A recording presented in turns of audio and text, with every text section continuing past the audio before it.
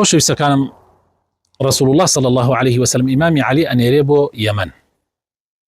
ئەی کابە والی یەمەن جا یەک نەسیحەتێکە هەندێک نەسیحەتێکە یەکێک لە نەسیحەتانە ئەوەیە کە ئەفەرمێ ئەگەر دوو کەس هات نەلات بۆ بابەتێ کێشەیەکیان هەیە تا تۆ داوەری نێوانیان بکەی ئەفەرمێ حکم مەدە یعنی بڕیار مەدە لە نێوانیانە تا وەکو گوێ لە هەردوو لایەن نەگری.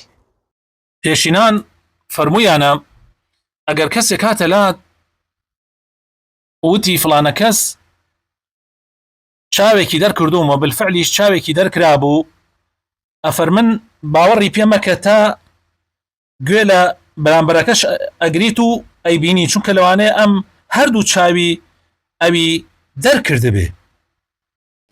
دوو کەس لە زمانی پێغەمبەر داوودا هاتنە لای پێغەمبەر داوود کێشەیەکیان دوو برابوون، یەکێکیان گلەی لە ئەوی تریانە کرد ئەیوت کابرا 99 مەڕی هەیە من تەنیا یەک مەڕمەیە تەماحی مەڕەکەی منیشی کردووە.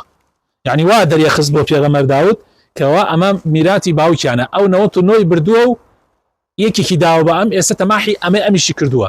کاتێ پێغەمبەر داوود ویستی حکمدا لە نێوانیانە و حکمیشی دا وتی ئەو زوڵمی لێت کردووە، بەڵام دوای ئەوە خوای تەعالا گلەی لێ کرد و بۆی ڕوون کردەوە کەوا ئەو کەسەکە یەکەکەی یعنی شکاتەکەی کردووە ئەم حەقی ئەویشی خواردووە.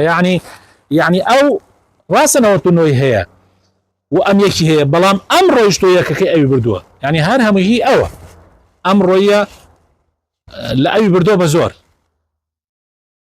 یعنی مەرج نییە جاری وایە ڕاست ئەمان بران بەڵام احتیمالێ ئەم بەشی خۆی وەرگردی بێ کاتی خۆی و بەفی ڕۆی دابێ شتێکی تری پێکردبێ لە ناوی بردەبێ ئەو بەشەکەی خۆی گەشەی پێداوە و توانوێتی ببێتە خاوەنی 100 مەڕ، بەڵام ئەم ئەڕوا تەماحی مەڕەکان ئەوی شەکا دانە دانە ئەیەوێ لە ئەوی وەربگرێت.